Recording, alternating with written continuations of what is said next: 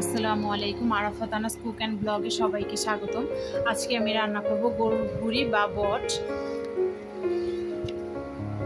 এই জন্য আমি ভুঁড়িগুলোকে ধুয়ে পরিষ্কার করে নিয়েছি। আর পরিষ্কার করার পরে ভুঁড়িগুলোকে আমি হালকা একটু হলুদ দিয়ে 10 মিনিটের জন্য একটু জাল দিয়ে নিয়েছিলাম। তারপর ছোট ছোট টুকরো করে কেটে নিয়েছি। আর নিলাম আলু কিউব করে কেটে নিয়েছি।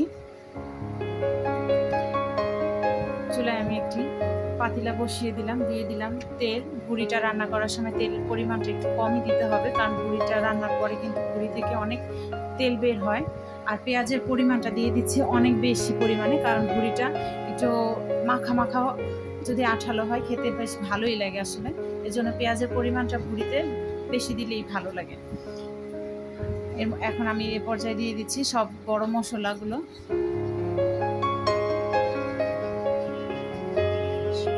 গরম মশলাগুলো আমি দিয়ে দিলাম।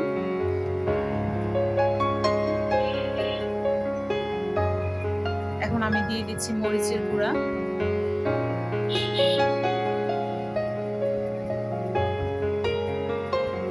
হলুদের গুঁড়া,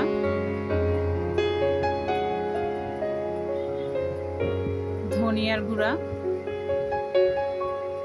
আর দিয়ে দিলাম লবণ। স্বাদ মতো লবণ দিয়ে দিচ্ছি। দিয়ে দিচ্ছি আদা রসুন বাটা,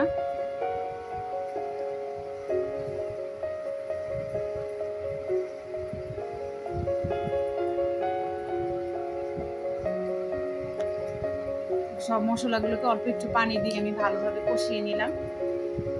এখন আমি ভুঁড়িগুলো সুন্দর দিয়ে দিচ্ছি।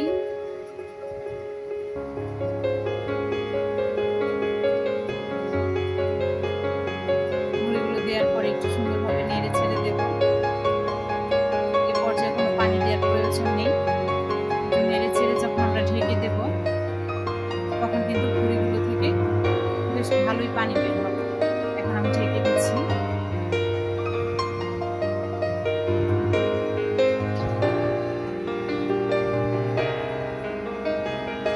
এই যে দেখো, ঢাকনাটা খুলে এখন খোলার পরে এই যে বেশ ভালোভাবে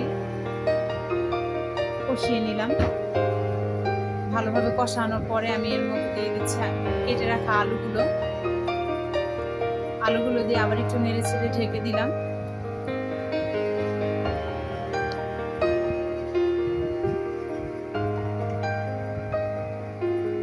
এখন দিয়ে দেবো পানি, গরম পানি দিয়ে দেবো। ভুঁড়িটা রান্না করার সময় অবশ্যই গরম পানি দিতে হবে, এতে করে ভুঁড়িটা খুব সুন্দরভাবে সেদ্ধ হবে আর তাড়াতাড়ি সেদ্ধ হয়।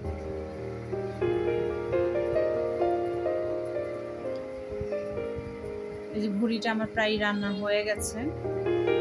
যখন প্রায় রান্না হয়ে যাবে, এখন এর মধ্যে আমি দিয়ে দিচ্ছি কয়েকটা কাঁচামরিচ মাঝখান দিয়ে কেটে দিয়ে দিলাম। আর দিয়ে দিচ্ছি 4টা পেঁয়াজ কিউব করে কেটে দিয়ে দিলাম।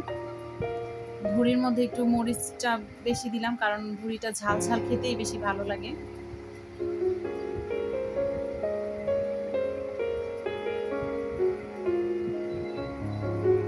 এই যে রান্না হয়ে গেছে আমার ভুঁড়ি।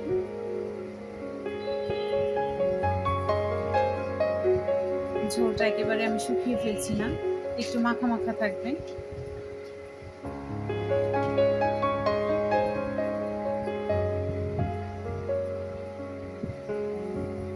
আমি পরিবেশন করে নেব। এখন আমি একটু জিরা টেলে গুঁড়ো করে নিয়েছি, এতে করে ভুঁড়ি থেকে খুব সুন্দর একটা ঘ্রাণ বের হবে, স্ট্রং ফ্লেভার থাকবে, দেখতেও ভালো লাগবে আর খেতেও ভালো লাগবে। এজন্য জিরাটা টেলে আমি গুঁড়ো করে নিলাম।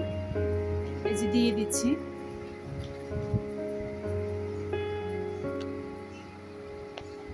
ব্যাস রান্না হয়ে গেল আমার ভুঁড়ি ভুনা।